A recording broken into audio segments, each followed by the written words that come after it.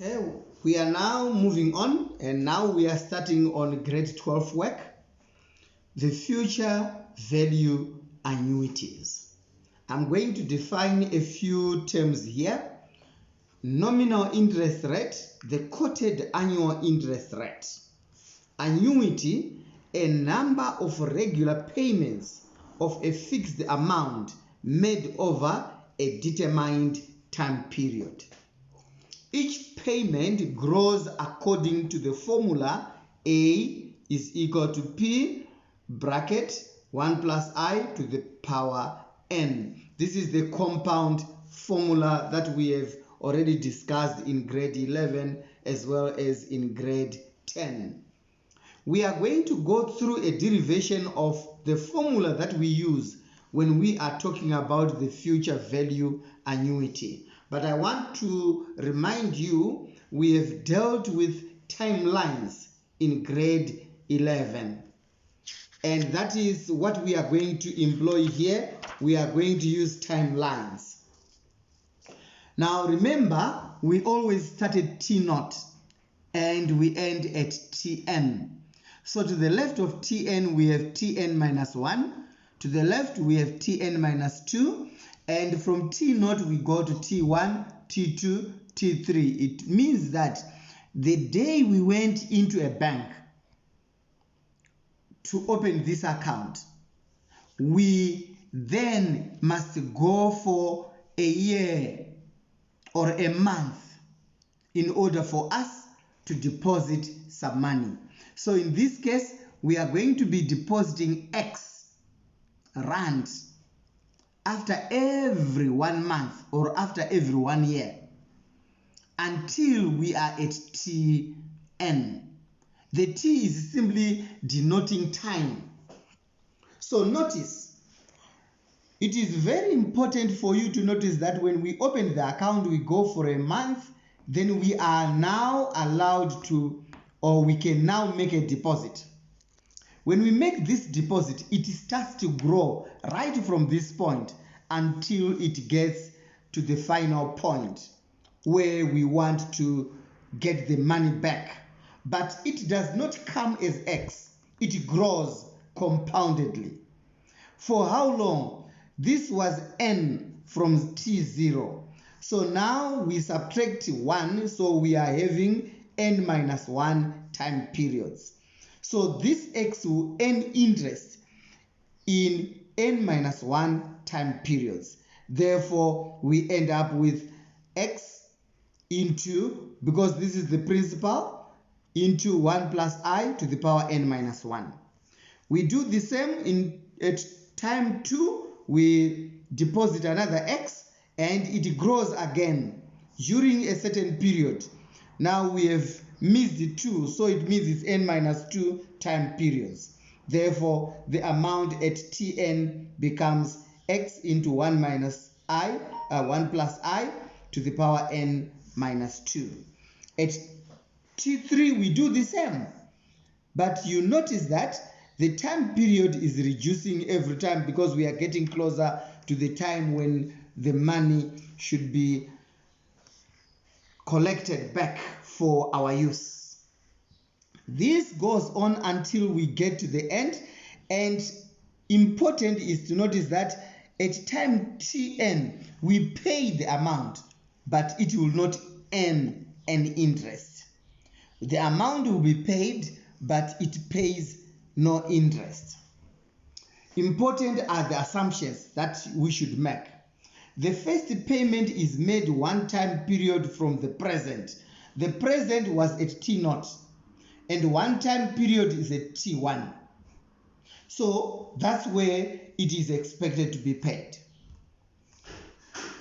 Number 2, the final payment is made at the time that the total accumulated is calculated. Yes, this is the X that we paid here, which I said no interest will be paid. So at time Tn, we need to pay our normal monthly payments. That is after N time periods. The regularity of compounding the interest is the same time period as the regularity that the payments are made. Now, if we are paying per month, our I should also be per month. If we are paying per year, our I should also be per year. If we are paying quarterly, our I should also be quarterly, and so on and so on. Now, we need to add all these amounts for us to now get the total that we shall have in the future. Because TN is in the future. We are here. Until we get there, it's in the future. So it is important that you realize that the final amount, which is the future value amount, will be given by adding up all these values that we are collecting from here. And when you add that, you notice that this is a GP, and we have done geometric sequences in term 1. So sum of a GP, this is a bracket r to the power n minus 1 over r minus 1. So you ask yourself here, a is the first term, so it's x. What is our I? It looks like this was multiplied by 1 plus I, and this one was multiplied by 1 plus I, so our r is 1 plus I. So we shall have 1 plus I in brackets to the power n minus 1. We are simply substituting here. And in the denominator, we shall have r minus 1, which when simplified, we get this formula. This is the most important formula that you need to remember or be able to recognize on the formula page. You need to know that I'm dealing with a future value annuity. Example number 1. I read, suppose that Thandeka invests 500 every month for a period of 8 months, starting 1 month from now. Yes, very, very important. And if you remember on our assumptions, one was that the first payment is made 1-time period from the present. So this is actually saying Thandeka will pay her first installment 1 month from now. Her interest is 9% per annum compounded monthly. Calculate the value of her investment at the end of 8 months after she has made the 8th payment. We notice that this is a future value annuity.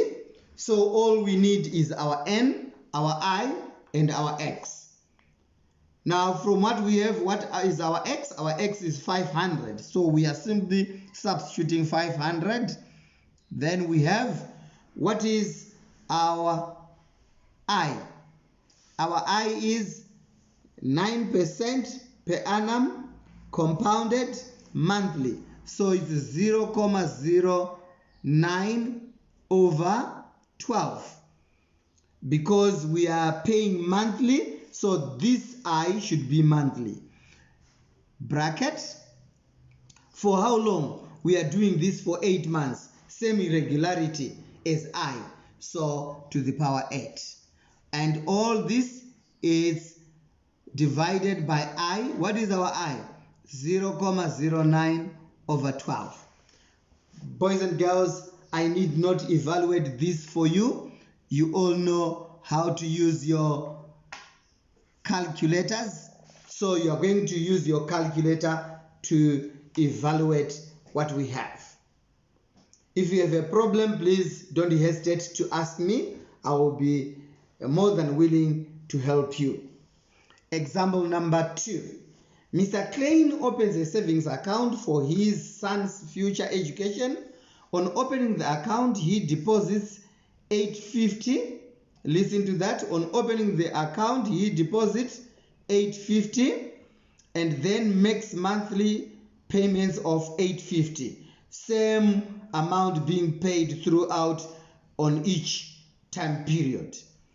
At the end of each month for a period of 10 years. So the period is 10 years. The interest rate remains at percent per annum compounded monthly. Again, we are paying monthly, but we have noted that he paid immediately as he opened the account. So instead of using this formula as it is, we add 1 to n, because there will be more than just the indicated amount of time. The regularity of payment increases by 1. So therefore, it will be, according to here, it's 10 years. So it's 10 times 12, which gives us 120. Then plus 1. So n will be 121. So we are going to substitute again. We have our x, it's 850. Our I, we are paying 12% per annum, so we divide this by 12. And then the power n will be 121, as I have said. Again, we substitute and simplify. In other words, I'm saying our future value will be given by x, that's 850, bracket, we have 1 plus our I is 12 over 12. Okay, very, very important for you to notice that, but it will be over 1200 because this is percentage, it's over 100, or 0.12. Then this is raised to a power of 121 as we have calculated, minus 1. Then this whole thing is divided by 12 over 1200. It's one and the same thing. If you use here 0.12 and divide by 12, you use 12 over 1200 is still in order. Again, the use of your calculator. Please be able to use your calculator. Then that was part A. Part B says calculate how much interest was earned. So the interest earned is how much gain did you receive from what you put in. So how much did Mr. Klein put in? He paid 850 for 121 months. So we multiply 850 by 121. And we subtract it from this amount that we get here. Because this amount includes what you put in plus the interest. That is why it is called the future value annuity. I end here. Thank you very much.